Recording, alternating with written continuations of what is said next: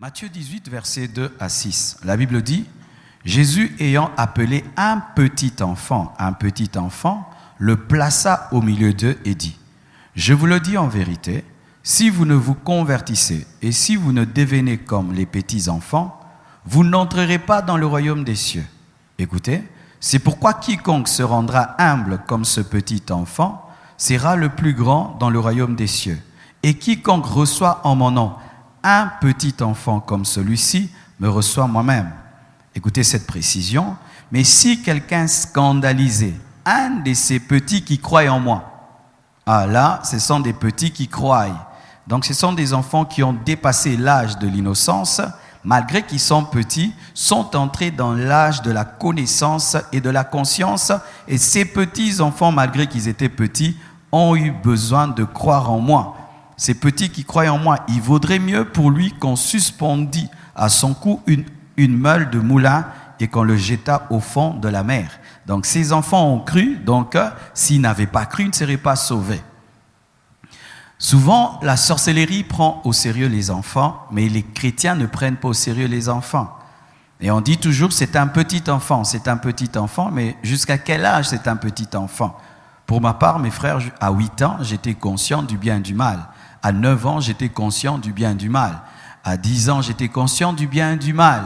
Mais souvent, nous pensons que l'écodime, c'est un endroit où nous mettons nos enfants pour qu'on prenne soin d'eux le temps que nous sommes en train de prier. Et des fois, même à l'écodime, au lieu qu'on puisse gagner les âmes, sauver ces enfants, on se contente seulement de les entretenir en attendant que les parents quittent le culte, le grand culte. Faites très attention. Vos petits-enfants peuvent aller en enfer s'ils ont déjà atteint l'âge de la conscience. Car dans la sorcellerie, on utilise les enfants et ils détruisent même les vies. Ou un enfant te dit qu'il a détruit toute sa famille, mais les chrétiens considèrent toujours leurs enfants, c'est un petit. Mais tu vois que ton enfant manifeste le mal, manifeste la manipulation, manifeste l'orgueil, manifeste même l'impudicité, l'impureté. Mais tu vois que c'est un enfant. Mais tu vois il a une attirance vers le mal. Tu vois le mal, mais c'est encore un enfant. Laissez-le. Prends ton enfant, prêche-lui la parole, fais-lui accepter Jésus-Christ, impose les mains sur ton enfant. Amen. Alors, une autre question nous est souvent posée. Où iront ceux qui n'ont jamais entendu l'évangile? C'est-à-dire un pygmée qui est mort dans la forêt équatoriale. Depuis sa naissance et jusqu'à sa mort, il n'a jamais entendu parler de Dieu. Il n'a même jamais entendu parler de la loi de Moïse. Il n'a jamais entendu parler de Jésus-Christ et il meurt. Un tel homme, comment sera-t-il jugé? Est-ce qu'on va lui présenter l'évangile qu'il ne connaît pas? Est-ce qu'on va lui présenter la loi qu'il ne connaît pas? Comment Dieu jugera les hommes qui n'ont jamais entendu l'évangile? Et même certains, mes frères, avaient même la sincérité, le désir de connaître Dieu, mais n'ont jamais entendu une seule fois qu'il y a un sauveur, qu'il y a un Jésus, qu'il y a Dieu, qu'il y a le ciel, qu'il y a le paradis. Comment de telles personnes seront-elles jugées? Sur quelle base? Ces personnes seront jugées en fonction de la révélation de Dieu qu'elles ont reçue. Car Dieu ne se révèle pas que par la Bible. Dieu ne se révèle pas que par l'évangile. Dieu se révèle par la nature. Dieu se révèle par la création. Dieu se révèle par la conscience, car la conscience de l'homme, c'est la loi de Dieu qui est écrite dans son cœur. Dieu se révèle au travers aussi des temps et des circonstances. Donc Dieu jugera ces personnes qui n'ont jamais entendu une seule fois parler de Dieu et de l'évangile en fonction de la révélation de lui qu'ils ont reçu. Amen. Il leur dira, c'est vrai, tu n'as jamais entendu parler de Jésus, mais quand tu voyais le soleil, tu étais conscient que le soleil ne s'est pas créé tout seul. Amen. Donc ces personnes seront jugées par la révélation de Dieu qu'elles ont reçue. Alors pour ceux qui veulent un verset biblique, Romains 2, verset 12, la Bible dit ceci. Tous ceux qui ont péché sans la loi périront aussi sans la loi. Et tous ceux qui ont péché avec la loi seront jugés par la loi. Amen. la loi jugera ceux qui ont vécu avec elle et elle ne jugera pas ceux qui ne l'ont pas eu. Alléluia. Ceux qui ont connu la loi seront jugés par la loi et ceux qui n'ont pas connu la loi ne seront pas jugés par la loi et ceux qui n'ont pas connu l'évangile ne seront pas jugés en fonction de l'évangile. Je vais t'expliquer. Moïse n'a jamais reçu Jésus-Christ comme Seigneur et Sauveur. Vous le savez? Élie n'a jamais reçu Jésus-Christ comme Seigneur et Sauveur. Mais il y a des personnes qui ont vécu au temps de la loi qui vont se retrouver au paradis, car l'homme qui est mort s'est retrouvé au paradis avec Abraham, mais Abraham n'a jamais reçu Jésus. Vrai ou faux? L'homme, Lazare, qui s'est retrouvé dans le paradis, n'a jamais reçu Jésus-Christ parce que Jésus n'était pas encore mort et ressuscité, mais Lazare s'est retrouvé au ciel. En fonction de quoi Lazare a-t-il été jugé? En fonction de quoi Abraham a été jugé? En fonction de quoi Élie, Élisée seront-ils jugés? En fonction de la révélation de Dieu qu'ils ont reçue. Je sens des résistances. Entrons encore. Romains 12, versets 14 à 15 ou à 16. Romains 2, plutôt Romains 2, 14 à 16 confirme ce que je viens de vous dire. La révélation par la conscience, la révélation par la loi aussi. La Bible dit ceci. Quand les païens qui n'ont point la loi, le païen n'a pas la loi de Moïse, font naturellement ce que prescrit la loi. Comment quelqu'un qui n'a pas la loi peut faire naturellement ce que prescrit la loi? Pour comment? La Bible explique elle-même. Ils sont eux qui n'ont point la loi, une loi pour eux-mêmes. Ils montrent que l'œuvre de la loi est écrite dans leur cœur. Dieu écrit sa loi dans tous les cœurs. Leur conscience en rendant témoignage et leurs pensées s'accusant ou se défendant tour à tour. C'est qui paraîtra au jour où, selon mon évangile, Dieu jugera par Jésus-Christ les actions secrètes des hommes. Amen. Ces personnes seront jugées par la révélation qu'ils ont reçue de Dieu, par la nature, la création, par la conscience et les temps et les circonstances qui leur sont arrivées. Alléluia. Alors, mes frères et sœurs, où vont les animaux? Faites très attention avant de commencer à suivre des vidéos sur YouTube, sur le ciel et sur l'enfer. Si vous ne maîtrisez pas la Bible, vous aurez des fausses doctrines dans vos têtes. Aujourd'hui même, j'écoutais certains témoignages des personnes qui sont mortes et ou d'autres qui disent avoir eu des expériences de l'enfer, parler des choses qui ne sont pas écrites dans la Bible. Toutes ces personnes qui disent qu'elles sont allées en enfer, elles ont vu des démons en train de maltraiter les gens, ce n'est pas la parole de Dieu. Parce que quand la Bible nous parle que le riche était dans le feu, on ne dit pas que des démons le tourmentaient dans le feu, on nous dit seulement que Dieu le tourmentait par le feu. Amen. Parce que l'enfer n'est pas l'enfer du diable, l'enfer c'est l'enfer de Dieu. Vous savez ça? Ah oui. Toutes ces personnes qui reviennent, oh j'ai vu des démons qui tourmentaient les gens dans le feu, dites-leur, donne-moi un verset biblique qui montre que le diable tourmente les gens en enfer. Il n'y a pas un seul verset, mais on nous présente un diable qui sera lui-même tourmenté dans le feu, car le tourmenté ne peut pas tourmenter. Donne-moi la main, l'enfer n'appartient pas à Satan. C'est comme si toi tu es prisonnier à Makala, maintenant tu deviens chef de la prison. Comment? Amen, Alors c'est déjà une fausse doctrine. Mais encore, il y a d'autres doctrines sur le paradis qui disent qu'il y aura des chevaux. Amen. Est-ce que les animaux iront au paradis ou nos animaux nous suivront au ciel? Voici. Les animaux disparaissent après la mort. On appelle cela l'annihilation. L'annihilation. Et certains théologiens même disent que les hommes aussi disparaissent après leur mort. Tu peux rencontrer un jour un homme de Dieu ou quelqu'un qui te dit qu'après la mort, il n'y a rien. Toute la vie, c'est cette vie-ci. C'est ici qu'il y a le ciel, c'est ici qu'il y a l'enfer. Lorsque tu souffres, tu es en enfer. Lorsque tu as la joie, tu es au ciel. Bien aimé, il y a des mauvais qui ont beaucoup de joie. Il fait souffrir le monde entier et lui, il mène une belle vie. Donc lui, il est au ciel pendant que les bons sont en enfer. Ce n'est pas la vérité. Nous ne vivons pas au ciel sur terre, nous ne vivons pas l'enfer sur terre. Où vont les animaux après la mort? Les animaux disparaissent après la mort. Pourquoi? Parce que quand Dieu les a créés, il n'a pas soufflé en eux le souffle de vie, mais il a soufflé en l'homme le souffle de vie. C'est le souffle de vie que Dieu a mis en l'homme qui le rend éternel, mais les animaux sont sortis d'où? Lisons la Bible. Genèse 1, 20 à 24, la différence entre ta création et la création de Poudou, de Milou.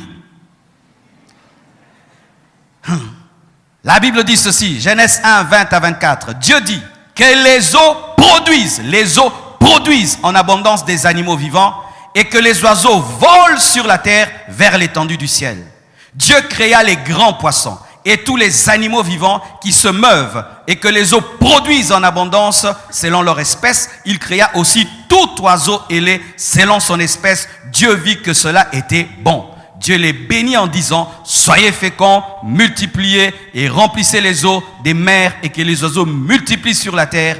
Ainsi, eut un soir, eut un matin, ce fut le 5e jour. Dieu dit que la terre produise des animaux vivants selon leur espèce, du bétail, des reptiles, des animaux terrestres selon leur espèce. Cela fut ainsi. Mais pour l'homme, Genèse 2, verset 7, l'Éternel Dieu forma l'homme de la poussière de la terre. Il souffla dans ses narines un souffle de vie et l'homme devint un être vivant. L'homme a l'âme et l'esprit, mais l'animal n'a que l'âme. Et de fait qu'il n'a pas d'esprit, son âme n'est pas éternelle. Mais toi, tu as une âme éternelle parce qu'elle est connectée à un esprit éternel. Le souffle de Dieu est en toi, ce qui fait que toi tu ne disparaîtras pas, que ce soit au ciel ou en enfer, mais ton animal disparaîtra. C'est pourquoi j'ai dit, un païen qui meurt sans Jésus est pire qu'un chien. Parce que le chien ne va ni au ciel ni en enfer, mais le païen va en enfer. Vaut mieux être un chien qu'être un païen et mourir à l'œil dans le feu.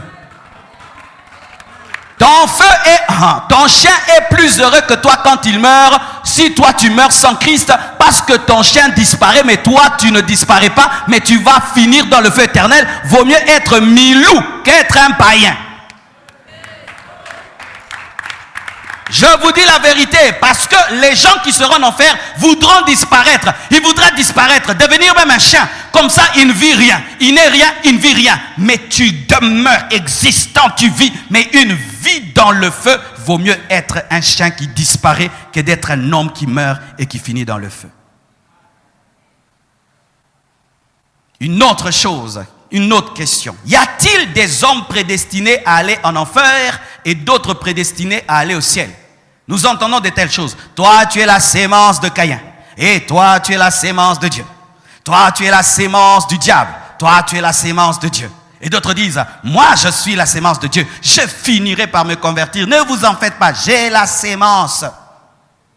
Et d'autres, on leur dit, toi, tu as les sémences du diable. Même si tu fais des efforts, tu ne peux pas croire. Et d'autres même, quand ils vivent une vie de péché, ils disent, ne vous en faites pas, Dieu finira par me récupérer. Ainsi, il y a des hommes créés pour aller au ciel et des hommes créés pour aller en enfer. Archi faux.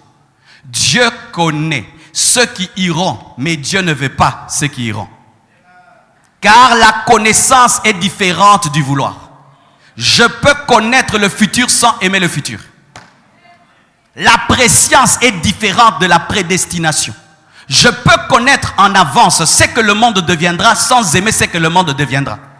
Ainsi, Dieu, connaissant tout, connaît le nombre de personnes qui iront en enfer et le nombre de personnes qui iront au ciel, mais ce n'est pas qu'il le veut, il le sait. Savoir et vouloir sont deux choses. Mais quelle est la volonté de Dieu? La Bible dit dans Jean 3, verset 16, « Car Dieu a tant aimé le monde qu'il a donné son Fils unique afin que certains croient en lui et ne périssent point. » Car Dieu a tant aimé le monde qu'il a donné son Fils unique afin que les Juifs croient en lui et ne périssent point. Car Dieu a tant aimé le monde qu'il a donné son Fils unique afin que quiconque croit en lui ne périsse point, mais qu'il ait la vie éternelle. Donc, même Judas pouvait entrer au ciel. Même Judas. Vous savez ça? Certains disent que Dieu a prédestiné Judas à aller en enfer. Archi faux. Car Judas, après avoir vendu Jésus-Christ, n'a pas été brûlé par le feu. Il a eu même le remords de rendre l'argent. Donc s'il pouvait rendre l'argent, il pouvait donner sa vie.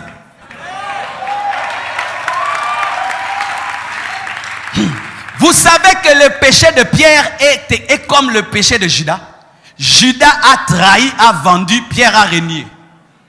Pierre a régné, il a pleuré et il est rentré dans la chambre haute, mais Judas a pleuré, il s'est pendu. Il y a deux sortes de culpabilité. La culpabilité qui mène à la vie et la culpabilité qui mène à la mort. La culpabilité de Judas, c'était une culpabilité qui menait à la mort, mais la culpabilité de Pierre était une bonne culpabilité qui mène à la vie. Mon frère, il est possible que Dieu te pardonne tous tes péchés, car il pouvait pardonner Judas. Car il a appelé mon ami, c'est avec un baiser que tu vends le Fils de l'homme. Il aimait même celui qui était en train de le vendre. J'aime ce que je prêche. J'aimerais dire à quiconque ici a péché dans sa vie, si vraiment tu as demandé pardon, Dieu t'a pardonné. Dieu t'a pardonné. Même si des fois le diable te rappelle ton passé, il te rappelle, je ne me suis pas converti par la mémoire mais par la foi. Donne-moi la main que je te prêche. Alléluia. Il y a des gens qui pensent que comme je me souviens, donc Dieu se souvient. Non, ce n'est pas parce que je me souviens que Dieu se souvient. Dieu a oublié mes péchés, de sorte que quand je confesse à nouveau un péché pardonné, il me pose la question: de quoi tu parles? Est-ce que vous le croyez? Mes frères, et vous n'êtes pas pardonnés parce que vous sentez que vous êtes pardonnés, parce que nous ne sommes pas convertis par les sentiments. C'est ce qui m'était arrivé quand je me suis converti. J'avais la paix et je sentais une boule ici, comme vraiment une boule ici. Et puis un jour, la boule n'était plus. Et puis j'ai dit: oh Dieu, j'ai perdu le salut. Dieu m'a dit: Marcelo, toi, tu t'es converti par les émotions ou quoi? Je dis: c'est dire quoi? Que tu sentes, que tu ne sentes pas que tu es sauvé, tu es sauvé. Que tu sentes que tu as le visa des États-Unis ou pas, tu as le visa. Vrai ou faux? Est-ce que j'ai besoin de sentir que j'ai le visa pour avoir le visa? Alléluia. Vous devez le croire. Il n'y a pas d'homme prédestiné à aller en enfer. Dieu veut que tout homme aille au ciel, mais certains ont choisi le diable et le péché. C'est pourquoi ils finiront en enfer. Mais en ce temps de la fin, mes frères, y a-t-il des hommes qui peuvent dire: nous n'avons pas entendu? Ça devient de plus en plus difficile de dire: je n'ai pas entendu l'évangile. Sachez ceci, mes frères, que si ceux qui ont vécu sans la loi seront jugés sans la loi, et ceux qui ont vécu avec la loi seront jugés par la loi, nous qui avons vécu avec l'évangile, nous serons jugés par l'évangile. Et sachez, mes frères, que notre jugement sera plus grand, car à celui à qui on a beaucoup donné, on demandera beaucoup. Pour nous, mes frères, on nous présentera le tombeau vide. On nous présentera le sacrifice de Jésus-Christ à la croix pour nous. Et Dieu te dira: j'ai donné mon propre fils pour ton salut, mais tu n'as pas cru. J'ai donné mon propre fils pour ton salut, mais tu n'as pas cru. Et là, je t'assure, mon frère, tu es pire qu'un homme qui a vécu sans la loi, un homme qui a vécu avant la grâce. La Bible dit dans Matthieu 24, verset 14, cette bonne nouvelle du royaume sera prêchée dans le monde entier pour servir de témoignage à toutes les nations. Alors viendra la fin. Et je vous dis que la technologie est en train de nous permettre d'accomplir cette parole. Des fois, lorsque nous faisons nos statistiques YouTube, nous découvrons même que les gens nous suivent en Arabie Saoudite. Nous découvrons même que les gens nous suivent en Israël. Les gens nous suivent à Dubaï. Les gens nous suivent dans le monde entier. Nous avons même un noyau compassion en Chili. Au Chili, vous imaginez ça? Aujourd'hui, par l'Internet, l'évangile se répand partout. Vous pouvez être là 3000 personnes, mais derrière ces écrans, des fois on peut atteindre 100 000 personnes. Une vidéo peut atteindre 2 millions de personnes. L'Internet aujourd'hui permet de répandre l'évangile dans le monde entier. Et homme moderne, tu n'as pas d'excuses. Nous entendons l'évangile tout le temps et tout le temps. Et nous sommes même saturés par l'évangile. Faisons très attention. C'est à la fois une grâce, mais aussi une grande responsabilité. Alléluia. Maintenant, je veux parler d'une exception qui pourra vous troubler, mais je dois dire toute la vérité.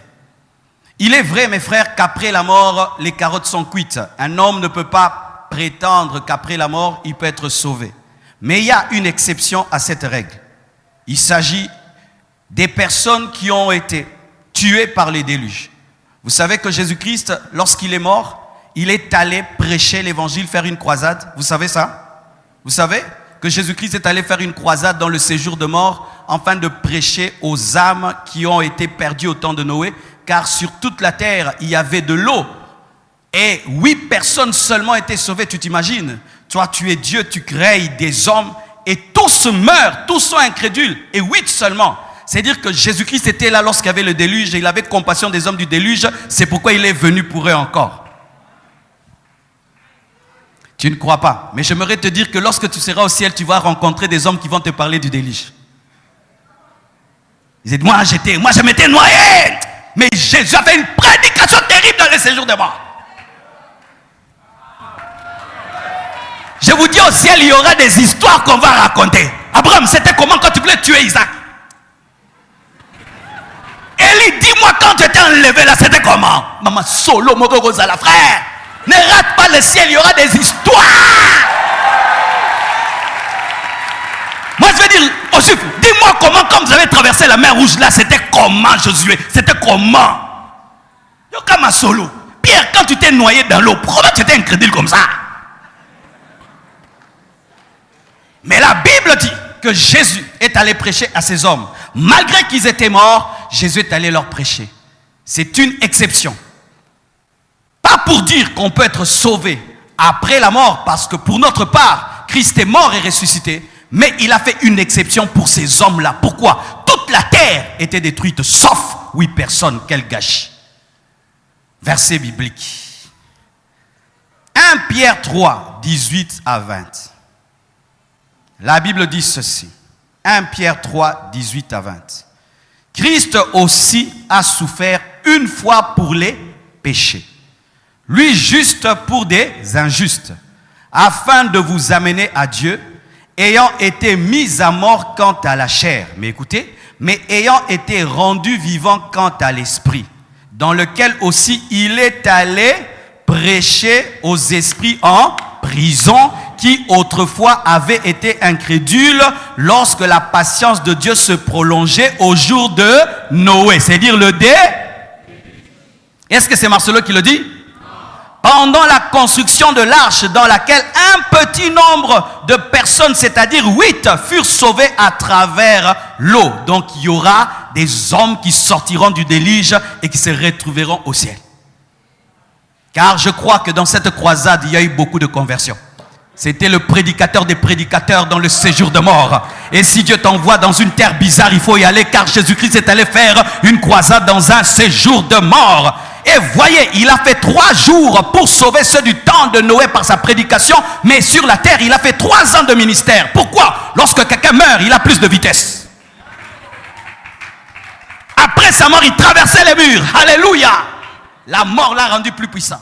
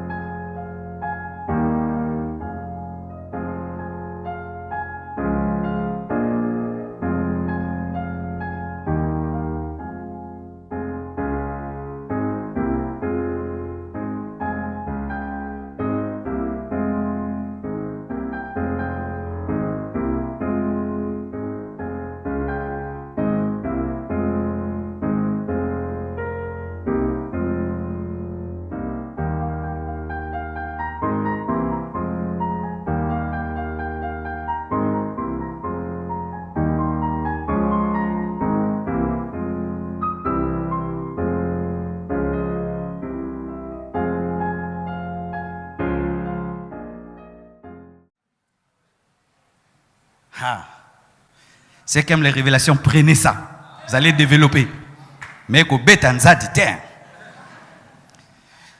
alors, pour finir, j'aimerais parler aux personnes qui, tant qu'on n'a pas cité clairement leur péché, ils disent Dieu ne m'a pas parlé. Il y a des gens comme ça. Si tu dis les païens iront en enfer, un homme qui n'a pas Christ ira en enfer. Il y a des gens comme ça, tant que tu n'as pas cité clairement son péché, Dieu ne lui a pas parlé. Alors, allons en détail te concernant. Galates 5, verset 19, nous parle des personnes qui n'iront pas au ciel parce qu'elles auront manifesté les œuvres de la chair. Lorsqu'on parle de la chair, on ne parle pas de la peau, ni des muscles. La chair, c'est une nature mauvaise que nous avons tous dès notre naissance. Lorsque nous naissons, nous avons une nature déchue, une nature qui tend vers le mal, ce qui fait qu'il n'y a pas l'école du mensonge, il n'y a pas l'école de l'orgueil, il n'y a pas l'école de l'impudicité. L'homme naît ainsi courbé vers le mal. C'est ça la chair, une mauvaise nature. Cette nature, nous l'avons depuis la chute d'Adam. Lorsque Adam a péché, tous les hommes qui naissent d'un homme, d'une femme, naissent avec cette nature païenne. C'est pourquoi nous devons nous convertir, et il n'y a pas quelqu'un qui peut dire que je suis chrétien depuis mon enfance. On devient chrétien après la conversion. Amen. Et la Bible dit, les œuvres de la chair sont manifestes. Ce sont l'impudicité. Les impudiques n'hériteront pas le royaume des cieux. Car la Bible nous dit au verset 21,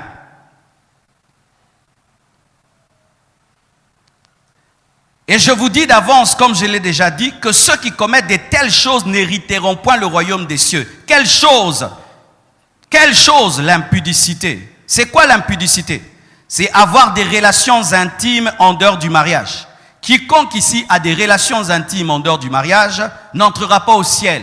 Même si tu parles en langue, même si tu pries beaucoup, tu n'entreras pas au ciel. Et dans l'impudicité, je mets aussi l'adultère. Quiconque est marié ici, qui trompe sa femme, qui trompe son mari, n'entrera pas au ciel. Alléluia. Que tu parles en langue, que tu pries, que tu chantes, tu n'entreras pas au ciel. Les impudiques n'hériteront point le royaume des cieux. Amen.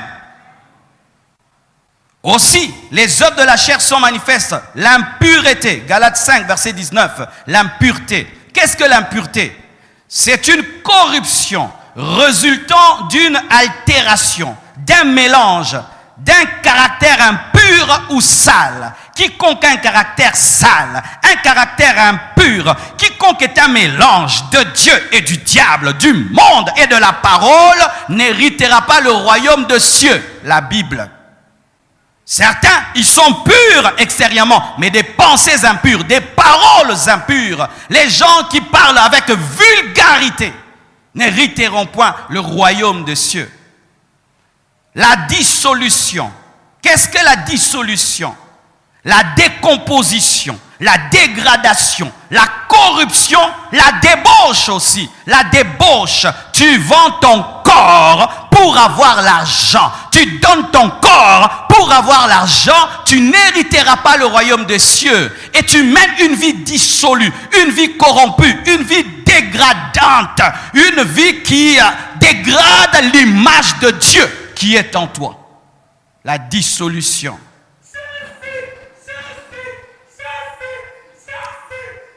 L'idolâtrie. Suivez, s'il vous plaît. Il vit son expérience avec Dieu. L'idolâtrie. L'idolâtrie, c'est quoi? L'idolâtrie, c'est prier. Prenez-le, amenez-le là-bas, que je continue à prêcher. Il y a un temps pour tout. L'idolâtrie. Qu'est-ce que l'idolâtrie? L'idolâtrie, c'est le fait de prier quelqu'un d'autre que le véritable Dieu. C'est de prier un saint. C'est de prier une sainte. C'est de prier une statue. C'est de rendre culte à un autre Dieu que le véritable Dieu. C'est l'idolâtrie.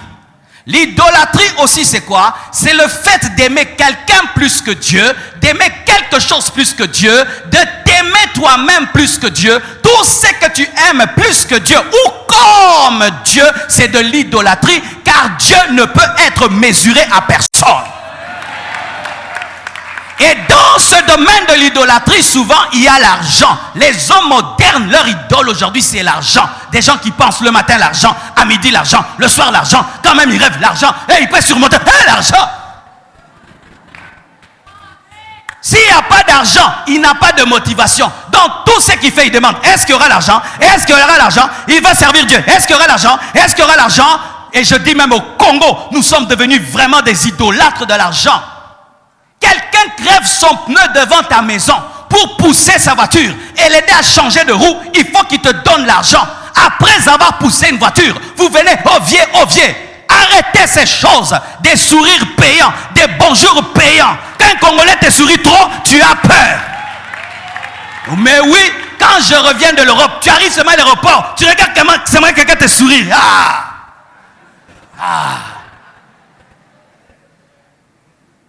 Tu sais qu'après, ce sera quoi? L'argent, l'idolâtrie, la magie. Les magiciens n'hériteront pas le royaume des cieux. Les occultistes n'hériteront pas le royaume des cieux. J'aimerais dire à tous les magiciens, tous ceux qui ont des livres magiques, tous ceux qui ont des pentacles, tous ceux qui dorment dans des cimetières, tous ceux qui ont des serpents, tous ceux qui sont dans des choses occultes, à la fin des temps, ce n'est pas vous qui allez gagner. La Bible me présente un diable vaincu et un Jésus-Christ plus que vainqueur. Sachez ceci, les magiciens et les sorciers finiront en enfer. Sorcier, j'aimerais te dire, ce n'est pas parce que tu bouffes que tu ne seras pas bouffé. Car le diable qui te pousse à bouffer te bouffera. Et ce n'est pas parce que tu tues que tu deviens éternel. Vous qui tuez les gens par la sorcellerie et par la magie, vous ne deviendrez pas éternel. Un jour tu vas mourir de maladie, tu vas mourir de vieillesse, tu mourras, tu peux manger et manger, tu finiras par mourir et tu subiras ton jugement. Les inimitiés sont les œuvres de la chair. Qu'est-ce que l'inimitié? C'est avoir un sentiment hostile envers quelqu'un. Tu as un sentiment hostile envers quelqu'un. Et nous, maintenant, dans le nouveau français, c'est « je ne le sens pas ». Des chrétiens comme ça, « je ne le sens pas, je ne le sens pas ». Tu ne sens pas quoi? Une créature de Dieu.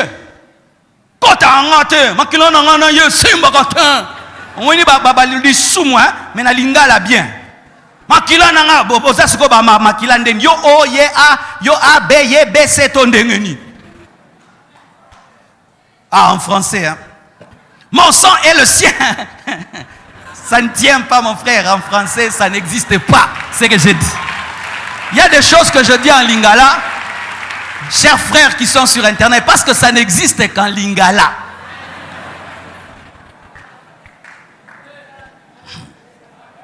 Vrai ou faux? Est-ce que ça existe en français? Makila nangana ezo simbate. En français, mon sang et son sang ne tiennent pas. Les inimitiés. Tu as de la haine pour quelqu'un. Même à l'église, certains. Tu ne peux pas t'asseoir à côté d'un frère, d'une sœur à l'église. Hein? Vous ne causez pas. Celui-ci entre par la grande porte, l'autre par la petite porte. L'autre par la petite porte et l'autre par la grande porte. Mais tu te dis chrétien, tu as des ennemis. Nous, chrétiens, nous n'avons que des ennemis subis, pas des ennemis voulus. Jésus avait des ennemis et il est allé au ciel. Mais ce n'étaient pas des ennemis que lui voulait avoir. Mais si c'est toi qui as la haine, mon frère, tu n'entreras pas. Car un homme prison n'entre pas dans le temple. Pardonnez à vos ennemis si vous voulez être pardonné. Les querelles, qu'est-ce qu'une querelle? C'est un vif désaccord entre personnes. Un vif désaccord. On peut avoir des désaccords, ça arrive toujours. Tu peux avoir ton point de vue et moi le mien. Mais quand on parle d'un vif désaccord, c'est dire qu'il y a maintenant la haine et la méchanceté qui entrent là. Et là, j'aimerais même parler à nos politiciens. Ce n'est pas parce que quelqu'un n'a pas ton point de vue que vous devez être des ennemis. Amen. Hein? C'est que j'aime en Europe, celui-ci croit ceci est de la gauche, de la droite, l'autre du milieu. Mais ils peuvent discuter sur un plateau, faire des choses les uns contre les autres pendant qu'ils sont en train de faire la propagande. Mais après, bonjour, bonsoir. Mais nous, souvent, si tu n'es pas d'accord avec quelqu'un, il faut qu'il devienne un ennemi. Un vif désaccord entre personnes. Les jalousies, dites jalousie.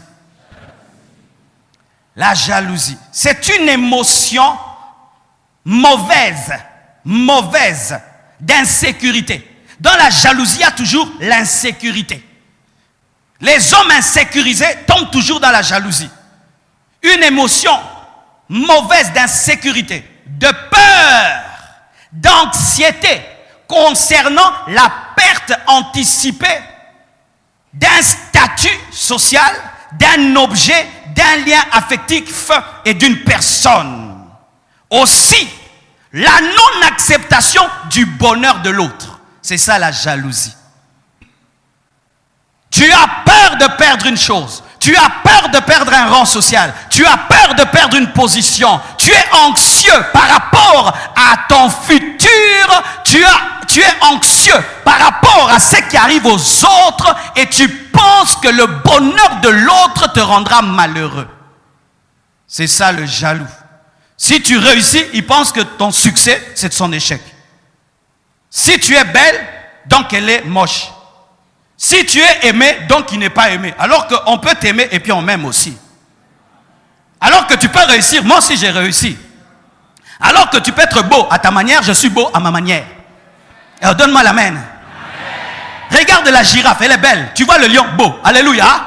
Donc Dieu crée plusieurs beautés. Mais le jaloux pense que si tu es beau, il devient vilain. Quand quelqu'un est béni, ça te fait quoi? La joie où tu attrapes l'insomnie. Ou tu vas en retraite des jalousies. Dieu, moi aussi. Moi.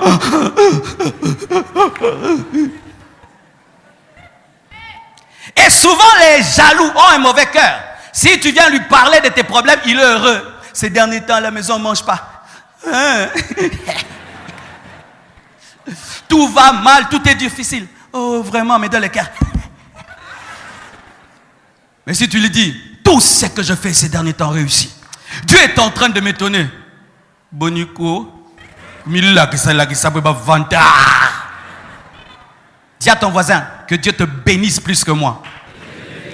Dis que Dieu te bénisse plus que moi. Que Dieu t'élève plus que moi. Deviens plus grand que moi.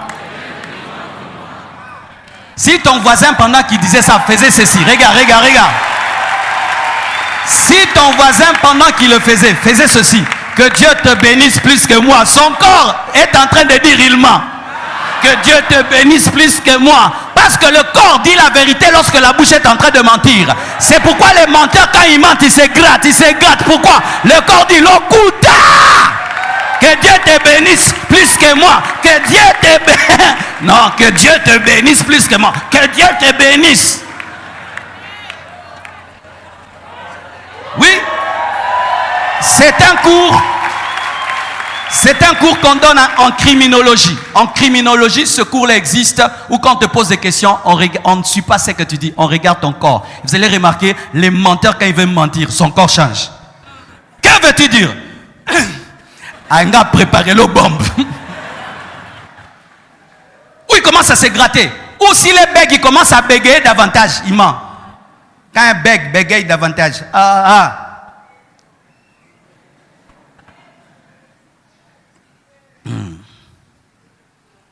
Encore une autre chose, les animosités. Qu'est-ce que l'animosité? C'est un sentiment persistant de malveillance où tu veux le mal de quelqu'un. Vous avez commencé une querelle depuis l'enfance qui continue même quand vous grandissez. C'est ça les animosités. Et vous voyez le terme animal qui est dedans. Vous voyez quand le lion voit l'antilope, depuis qu'ils existent, quand le lion voit l'antilope, c'est manger. Et toi aussi, avec ton frère, ta soeur, depuis l'enfance jusqu'à aujourd'hui, l'antilope et le lion. Un sentiment persistant d'animosité, une guerre éternelle, et s'il a hâté. On vous réconcilie. Jamais vous ne pouvez vous réconcilier. Comme un lion ne peut être réconcilié avec une antilope. L'animosité. Et certains disent même, lui, jusqu'à la mort. C'est vraiment ça l'animosité. Certains même disent, le jour que je mourrai, ne viens pas. Tu as déjà dit ça, non? Le jour que je mourrai, ne viens pas. C'est ça l'animosité. Un sentiment persistant de malveillance. Les disputes sont des œuvres de la chair. Qu'est-ce qu'une dispute? C'est un échange violent de paroles. C'est différent d'un dialogue. C'est un échange violent de paroles entre personnes qui s'opposent, qui présentent des arguments contraires, des reproches, mais jusqu'aux insultes. Vous qui insultez, quand vous vous disputez, sachez que vous êtes dans la chair. Et certains commencent d'abord, je ne suis pas d'accord. Je ne suis pas d'accord. Bon, je ne suis pas d'accord. Et puis, les fingi. Je ne suis pas d'accord. Je ne suis pas d'accord. Je ne suis pas d'accord. Boum, tu commences à casser les choses dans la maison. Et puis, tu commences à insulter. Et puis, tu commences à taper. tu es dans la chair. Et tu te dis chrétien, tu n'entreras pas dans le royaume de Dieu. Les divisions. Et l'Esprit de Dieu m'avait dit au premier culte de parler aux serviteurs de Dieu. Vous savez, souvent nous mettons de côté le fait de travailler avec un homme de Dieu et puis un jour tu divises l'église en deux, tu vas et puis tu crées une autre église. Sachez que cela empêche d'entrer dans le royaume de Dieu. Les divisions. Oui, mes frères, faites très attention. Si un jour l'Esprit de Dieu te parle que tu commences une église, viens, on prie pour toi, tu t'en vas. Amen, hein? Mais ne viens pas couper la compassion en deux. Alléluia, tu iras en enfer.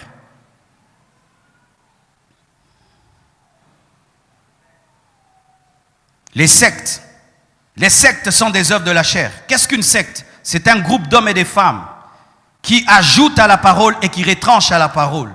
C'est pourquoi vous devez faire attention. Vous devez connaître la parole, de peur de prêcher des sectes ou de vous retrouver dans une secte.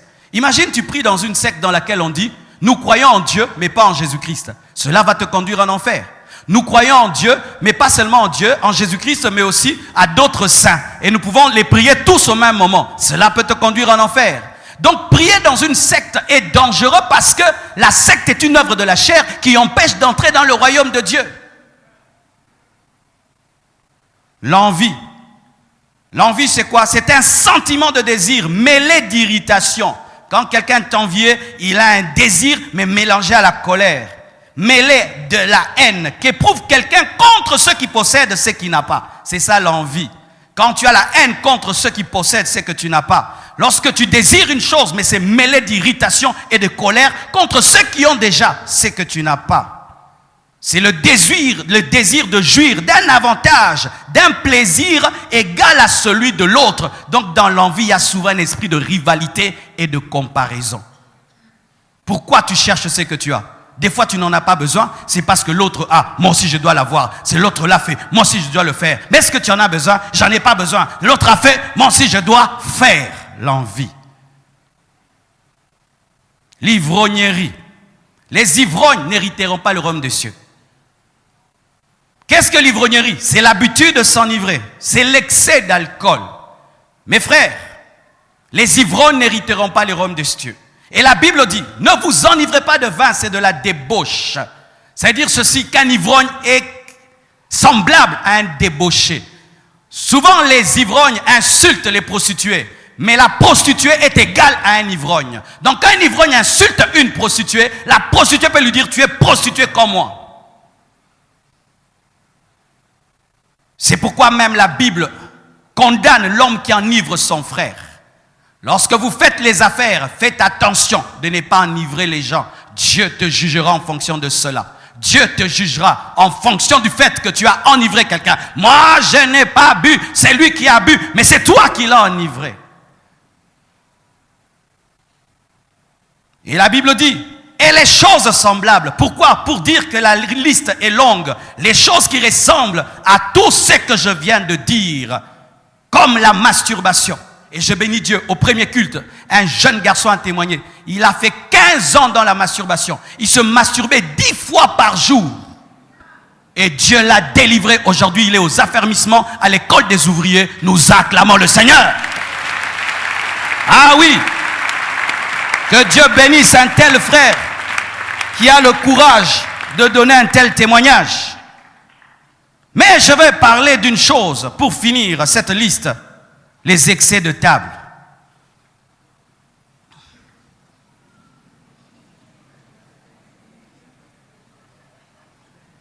Le koso. La Bible dit que ceux qui commettent des excès de table, la gloutonnerie, n'hériteront pas le royaume des cieux. C'est quoi les excès de table? C'est manger alors que tu es déjà rassasié. J'avais un ami, quand il mangeait, il bondissait. Pour que la nourriture descende, enfin qu'il continue. J'avais un ami, quand il était devant un gros foufou, il parlait au foufou prophétiquement, il disait, qui es-tu grande montagne devant Zorobabel? Tu seras aplani. Je te dis la vérité.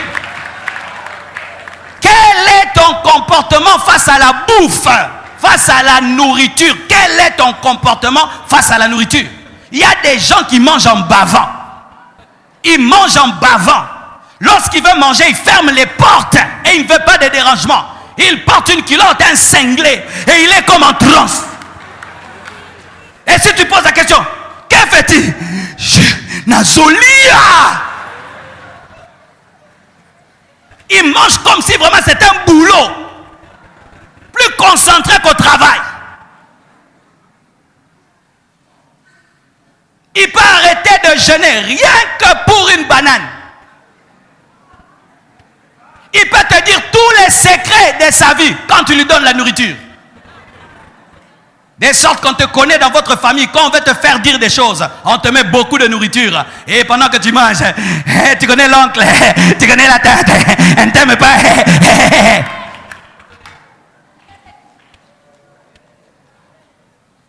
Et regardez comment les gloutons se comportent même dans les fêtes. C'est une honte. Surtout quand c'est le self-service. C'est comme si on lui dit qu'il doit mettre tout du tout sur son assiette. Salade, il va mettre. Les œufs, il va mettre. Aubergine, il va mettre. Poulet, il va mettre. La chikwang. Et même si ça devient une montagne, il va transporter sa montagne. Et tout le monde est en train de le regarder. Et comme c'est une montagne, il doit la finir, même s'il est rassasié. Tu manges jusqu'au point que tu commences à rôter des mauvaises odeurs. Ah oui, oh, moi je l'ai fait quand j'étais enfant. Tu manges au point quand tu fais... tu sors. Mais toi, tu continues à le faire malgré que tu es adulte. Tu manges jusqu'à ce que tu aies besoin de mettre de l'huile sur ton ventre. Jusqu'à ce que tu aies dormir comme ça. Il est trop.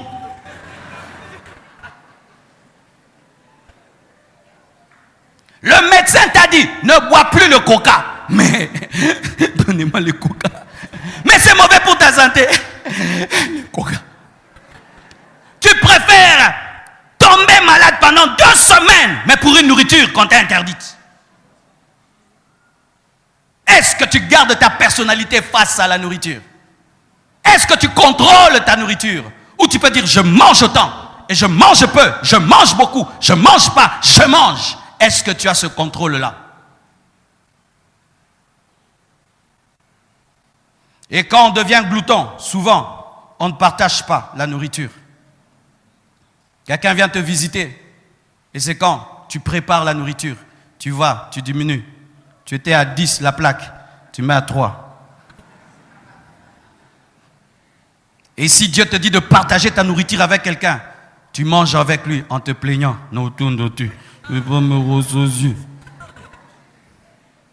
Et ce qui est bizarre même, les gens quand ils vont dans les fêtes, il faut voir des fois. Des fois, quand je vais dans les fêtes, je ne fais que regarder les gens pour avoir des prédications. Ouais, moi c'est ce que je fais quand je sors. Et qu'est-ce que tu remarques souvent? Il y a la table 1, 2, 3, 4, 5, 6. Et à la table 4, des fois il y a des erreurs protocolaires dans les fêtes. On saute que la table 4. Le sucré saute la table 4. La nourriture saute. Et regardez les visages des gens qui ne sont pas servis. Qu'est-ce qu'il y a? Des fois tu vois un papa avec une voiture dehors, une maman bien habillée. Dans cette fête, on est en train de mépriser les gens. J'ai pas encore mangé. Qu'est-ce que tu n'as pas encore mangé? Du Fanta, l'Opélé. Qu'est-ce que tu rates? Qu'est-ce que tu rates que tu ne manges pas chez toi? Mais tu es capable de détruire toute cette fête-là. C'est quoi ça dans cette fête? Nous ne mangeons pas. Et tu vas rentrer critiquer toute la fête-là. Ça, c'est quel genre de fête? J'avais pas mangé, j'avais pas mangé. Non, glouton, j'étais glouton, j'étais glouton, j'étais glouton. Parce que quand on atteint un certain niveau, tu bois seulement l'eau. Tu causes seulement. Ah merci, tu touches, tu pars. Soyez classe devant la nourriture. Soyez classe. Même si tu as faim, diminue la faim. Tu vas manger à la maison. Mais ne va pas t'éclater en mangeant devant les gens. Hein, frère? Oui, il y a poison.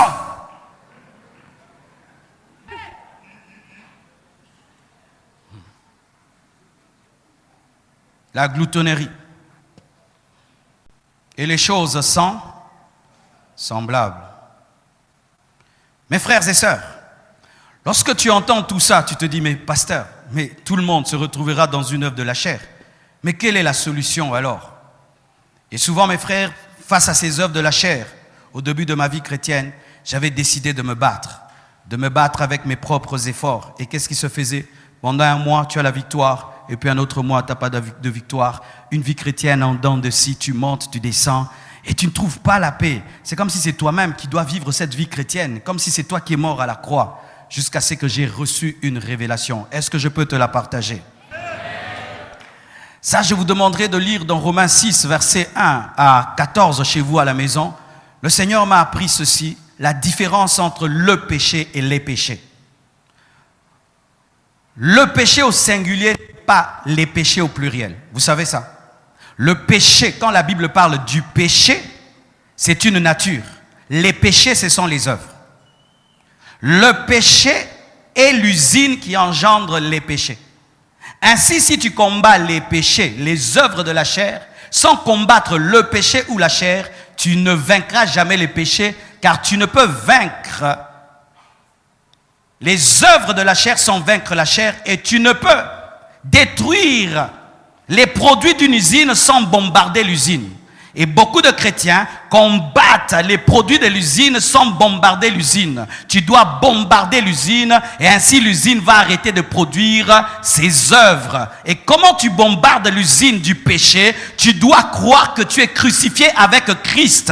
Ainsi, si tu acceptes et tu crois que tu es mort avec Christ au péché, automatiquement le péché qui produit les péchés ne produira plus ses œuvres. Ainsi, il n'y aura plus de péché parce que l'usine ne fonctionne plus. Tu n'as pas compris. Et je savais que là, ce sera un peu difficile. Je vais reprendre.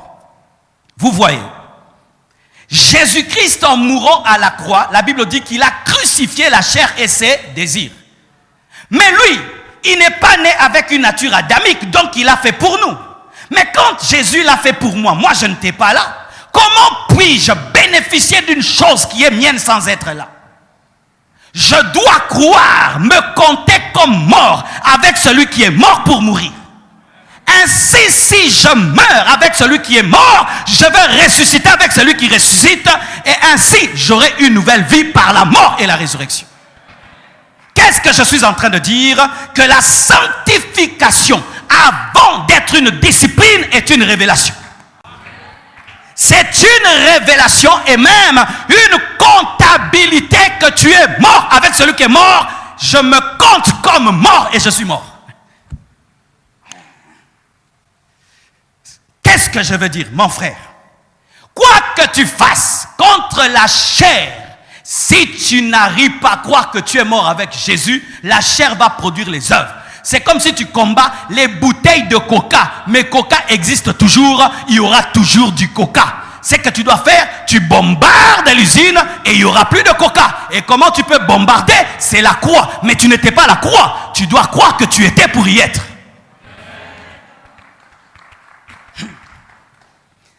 Par rapport au péché nature, il faut la croix, la crucifixion. Et par rapport au péché œuvre, il faut le pardon. Et Jésus à la croix a pourvu aux deux, à la crucifixion de la chair et au pardon des péchés de la chair. Verset. Romains 8, verset 3. Dieu a condamné le péché dans la chair, en envoyant à cause du péché son propre fils dans une chair semblable à celle du péché. Et Galates 5, verset 24 à 25 dit, ceux qui sont en Jésus-Christ ont crucifié la chair avec ses passions et ses désirs. Si nous vivons par l'esprit, marchons aussi selon l'esprit. Je ne peux vivre en esprit sans crucifixion.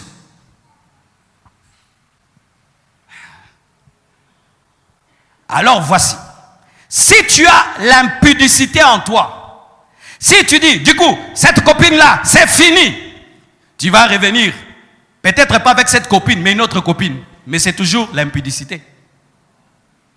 Comment faire pour arrêter totalement l'impudicité? Tu dois croire que lorsque Jésus était mort à la croix, toi aussi tu étais mort avec lui. Et si tu crois que tu es mort, tu vas mourir. Et le mort ne commet pas l'impudicité et ne change pas de copine.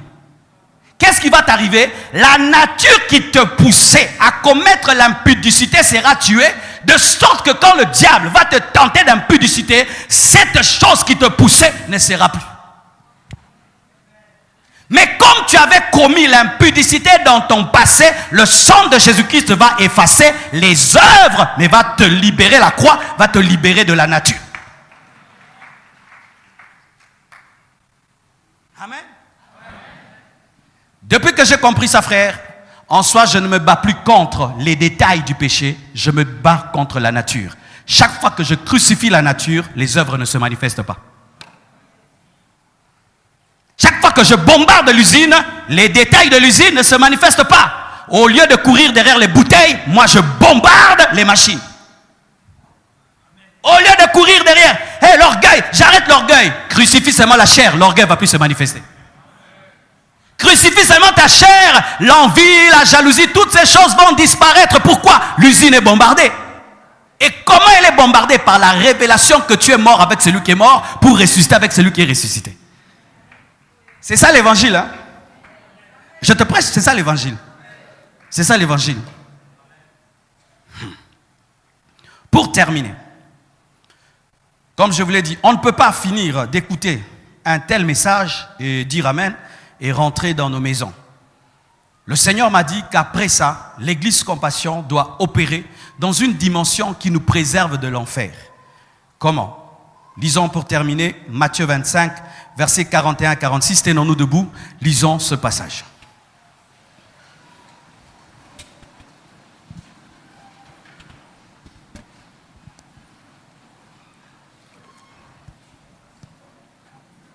Vous y êtes? Matthieu 25, 41 à 46. La Bible dit ceci. Ensuite, il dira à ceux qui seront à sa gauche. Je vous avais déjà enseigné que la gauche, c'est la désapprobation divine, n'est-ce pas? Retirez-vous de moi, maudits, allez dans le feu éternel qui est l'enfer, qui était préparé pour le diable et pour ses anges. Pourquoi? Verset 42. Pourquoi ces personnes seront jetées dans l'enfer? Car j'ai eu faim. On ne parle pas de l'impudicité, du vol, non, non. Car j'ai eu faim et vous ne m'avez pas donné à manger. J'ai eu soif et vous ne m'avez pas donné à boire. J'étais étranger et vous ne m'avez pas recueilli. J'étais nu et vous ne m'avez pas vêtu. J'étais malade et en prison et vous ne m'avez pas visité. Ils répondront aussi, Seigneur, quand avons-nous vu ayant faim, ou ayant soif, ou étranger ou nu, ou malade, parce que tu n'as jamais été malade, ou en prison? Et ne t'avons-nous pas assisté? Et il leur répondra, je vous le dis en vérité, toutes les fois que vous n'avez pas fait ces choses à l'un de ces plus petits, c'est à moi que vous ne les avez pas faites. Et ceux-ci iront où? Au châtiment éternel, mais les justes à la vie éternelle parce qu'ils ont fait le contraire. Asseyez-vous, s'il vous plaît. Pour clore mon message, mes frères, j'aimerais vous parler des prisonniers et des orphelins. Parce que souvent, mes frères, nous pensons qu'on va en enfer parce qu'on a commis l'impudicité, on a volé, on a triché. Mais ce verset est très dangereux. Très dangereux. Quand tu n'aimes pas ton prochain comme toi-même, tu peux finir en enfer. Il y a des hommes, pendant que nous sommes en train de prêcher, qui sont en prison, ça fait 10 ans, 20 ans. Un jour, je suis allé visiter un frère de l'église qui était en prison. Mes frères, j'ai vu la laideur de la prison. J'ai trouvé des femmes enceintes en prison. J'ai vu des femmes qui étaient visitées par leurs enfants en prison. J'ai vu même des femmes qui avaient accouché en prison. J'ai vu même la prison des enfants. Vous savez qu'il y a des petits-enfants en prison? Et il y a des endroits en prison, mes frères, les gens dorment comme des sardines. C'est terrible. Et j'aimerais même dire que nos prisons ici, il faut qu'on les détruise et qu'on construise d'autres qui sont humaines. Amen. Parce que ce n'est pas parce que quelqu'un fait le mal qu'il est devenu un animal et il peut être emprisonné comme un animal. Parce que vraiment, je vous assure, c'est terrible. Et certains mangent des nourritures comme pas possible. Et à cause de leur mauvais caractère, leur famille les a oubliés. Certains font 2-3 jours sans manger. Et tu t'imagines quelle haine une telle personne aura. Mais malgré cela, j'ai vu des églises implantées en prison, des gens prêcher. Et d'ailleurs, ce frère qui était en prison, lorsqu'on est allé le visiter, quelle joie il avait. Et on a prié pour lui. Une semaine après, Dieu l'a sorti de la prison. Nous devons aujourd'hui commencer un département de prison. Amen. Car Jésus a dit, j'étais en prison, vous n'êtes pas venus. Dire Amen, gloire à Dieu. Mais nous devons maintenant, aujourd'hui, Aujourd'hui, j'ai besoin des gens qui vont nous aider à implanter l'église Compassion à Makala. Amen. Hein? Et aller prêcher à Makala. Aller donner des habits. Aller donner des choses à Makala, aux prisonniers. Et de deux, ça c'est un vœu que j'ai fait à Dieu quand j'avais 21 ans. Un jour, j'entendais une radio. Je suivais une radio. Saoumalamou, oui, Saoumalamou. Et il y avait un enfant qui pleurait. Et pourquoi il pleurait? Sa marâtre l'a chassé, disant qu'il était sorcier, alors qu'il n'était pas sorcier. Et il pleurait, il dormait dehors, il était devenu chégué. Et moi, j'ai pleuré dans ma chambre. Oh Dieu, bénis-moi et je prendrai soin des orphelins. Et Dieu m'a dit, vous les hommes, vous parlez beaucoup quand je ne vous ai pas béni. Mais une fois que je vous bénis, vous n'accomplissez pas. Et il m'a dit, tu achèteras un tableau d'un enfant qui pleure et tu mettras dans ta maison. Et tu le mettras toujours à un endroit pour t'en rappeler. Et j'ai ce tableau-là d'un enfant qui pleure dans mon bureau. Mais depuis l'âge de 21 ans jusqu'à aujourd'hui, je n'ai pas fait cela. Et j'étais en train de prier ces derniers temps. Et Dieu a remis sur la table mon vœu. Il m'a dit, Marcelo, tu m'avais promis de faire un orphelinat. Tu ne l'as pas encore fait, tu dois le faire.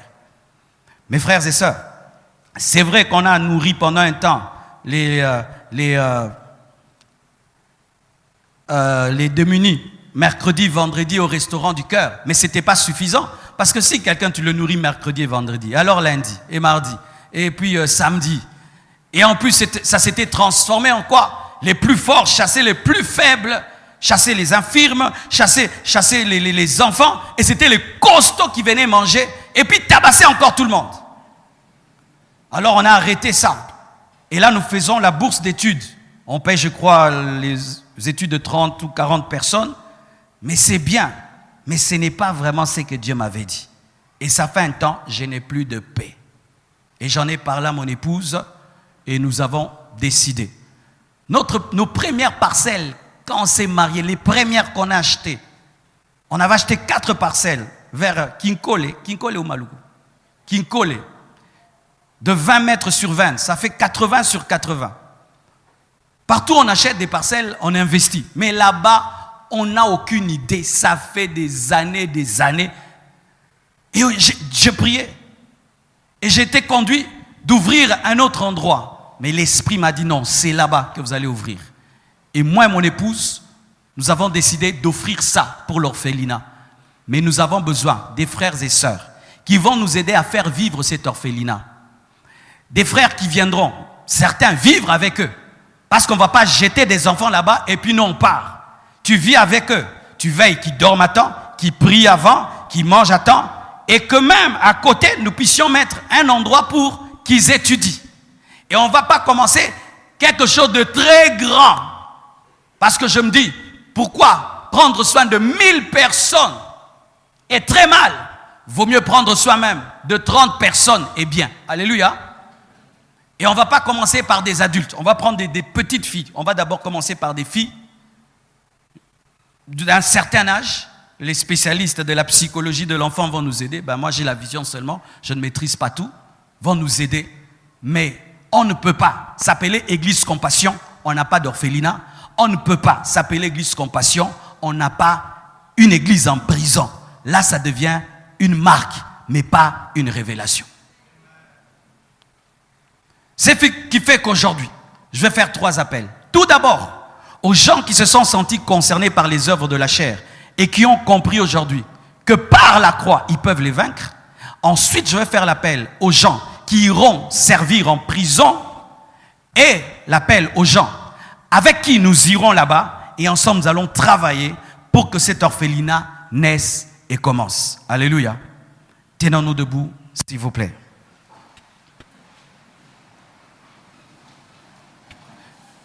Et même ceux qui sont sur Internet, l'Esprit m'a dit de parler, je crois qu'il y a certains qui sont intéressés. Contactez seulement le secrétariat, écrivez-nous et nous allons vous aider aussi sur comment vous pouvez aussi y participer. Prions le Seigneur. Yeswa benginga.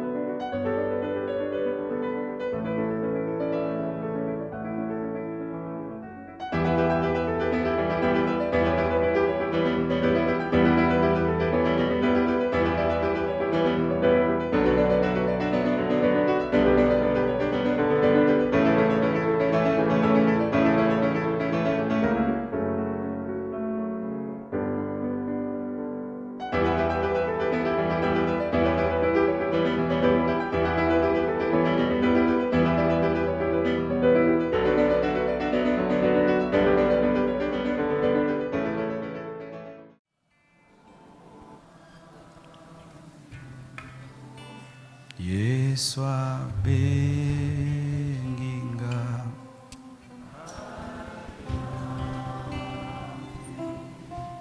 Yeswa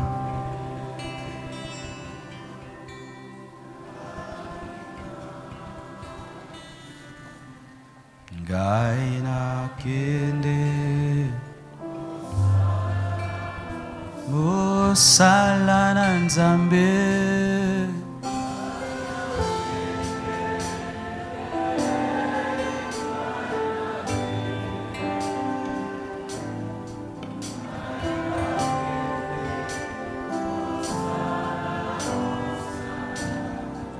Tu t'es retrouvé dans les œuvres de la chair. Tu t'es retrouvé et tu as besoin aujourd'hui d'avoir une révélation de la croix pour vaincre à toujours ses désirs. Partout où vous êtes, je vous prie de vous approcher. Nous allons prier. Gaina kende.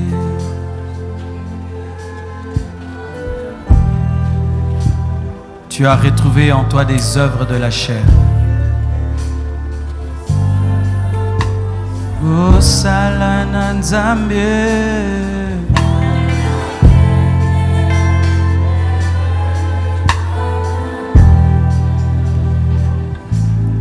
Gaina kende. Osala na Nzambe.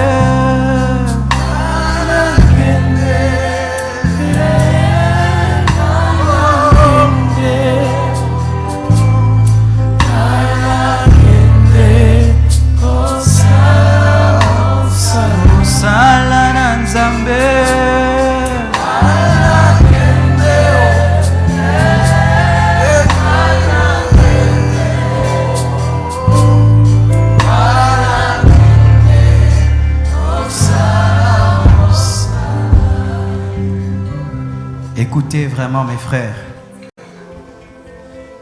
pour vaincre le péché, tu dois comprendre que Jésus l'a déjà vaincu pour toi.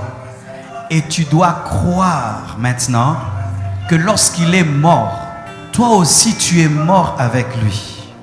Et donc si tu es mort avec lui, tu es enseveli avec lui. Et si tu es enseveli avec lui, donc tu es aussi ressuscité avec lui. Et tu as la vie de la résurrection et tu ne peux pas vivre dans le péché. En soi, la vie de sainteté, c'est un miracle par la foi et la révélation. Ensuite, le Saint-Esprit lui-même va te donner la discipline de garder ta chair crucifiée. Il va te donner la puissance de crucifier ta chair. Chaque fois qu'elle va se manifester, l'Esprit va te donner la force de la crucifier, de la garder à la croix. Car tous les jours, nous renouvelons notre crucifixion. Dis avec moi, Seigneur Jésus-Christ, je crois que je suis mort avec toi à la croix. Je crois que j'ai été enseveli avec toi. Je crois que j'ai été ressuscité avec toi.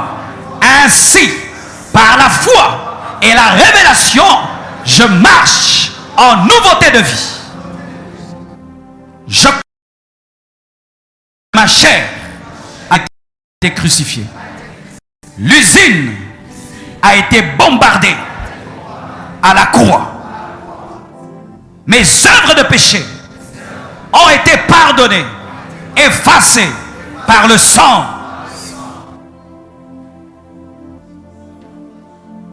J'entre dans l'œuvre de Christ pour moi. Christ est ma sainteté. Christ est ma victoire. Christ est ma force. C'est que je ne pouvais pas abandonner. En Jésus-Christ, je l'abandonne. C'est que je ne pouvais pas arrêter. En Jésus-Christ, je l'arrête. J'ai la force de faire le bien que je veux faire. J'ai la haine du mal et la force d'arrêter.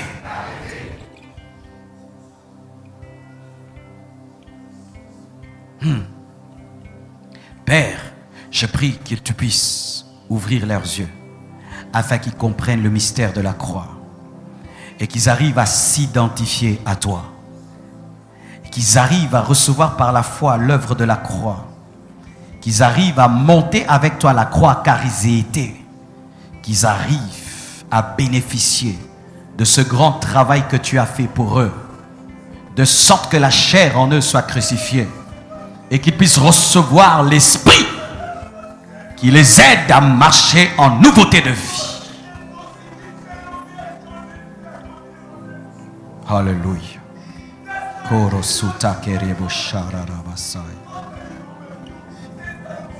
Si tu es sincère dans ta repentance, il te pardonne. Si tu es sincère dans ta repentance, il te pardonne. Si tu es sincère dans ta foi, il te pardonne. Si tu es sincère, il te pardonne. Que Dieu te donne la grâce et la force de demeurer dans ces choses. Au nom de Jésus-Christ. Que Dieu te donne la grâce et la force de demeurer dans ces choses. Que Dieu te donne la force et la grâce de demeurer dans ces choses.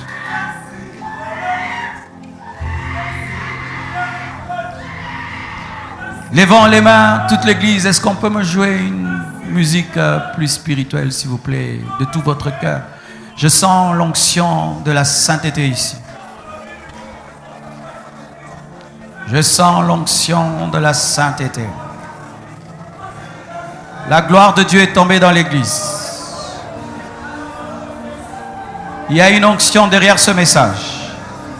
Il y a une puissance qui accompagne ce message, afin de te donner la force de vivre ce message. Car ce n'est ni par force ni par puissance, mais c'est par le Saint-Esprit. Sois rempli, sois rempli, sois rempli, sois rempli, sois rempli, sois rempli du Saint-Esprit. Sois rempli du Saint-Esprit. Sois rempli du Saint-Esprit. Sois rempli du Saint-Esprit. Sois rempli du Saint-Esprit. Sois rempli du Saint-Esprit. Sois rempli du Saint-Esprit. Sois rempli du Saint-Esprit. Sois rempli du Saint-Esprit au nom de Jésus-Christ. Yes, yes. Sois rempli du Saint-Esprit.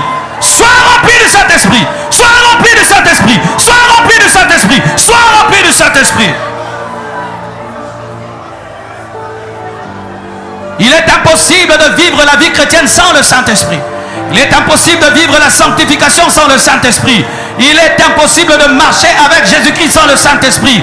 Il est impossible d'abandonner le péché sans le Saint-Esprit. Sois rempli, sois rempli, sois rempli, sois rempli, sois rempli, sois rempli, sois rempli, sois rempli du Saint-Esprit.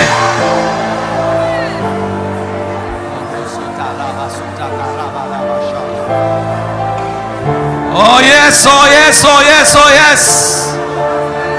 Sois libre du péché au nom de Jésus-Christ. Sois libre du péché. Et si les démons sont entrés dans ta vie par ce péché, maintenant je les commande de te quitter. Tout démon qui est entré dans ta vie par le péché, esprit impur, sors, sors, sors, sors, sors, sortez, quittez, quittez au nom de Jésus-Christ de Nazareth. Yes. Tu as couché avec une femme, malgré que tu t'es séparé d'elle, son image est restée en toi. Tu as couché avec un homme, malgré que tu t'es séparé de lui, son image ne te quitte pas. Son image ne te quitte pas. Aujourd'hui sois libre. Aujourd'hui sois libre. Aujourd'hui sois libre au nom de Jésus-Christ de Nazareth. Sois libéré de ces souvenirs. Sois libéré de cet esprit humain. Sois libéré de cet esprit humain. Sois libre, libre, libre, libre, libre au nom de Jésus-Christ. Je commande à l'esprit de culpabilité de te quitter. Esprit de culpabilité, toi qui amènes à la mort, toi qui amènes Judas à la mort, je te commande de partir, de quitter au nom de Jésus-Christ de Nazareth.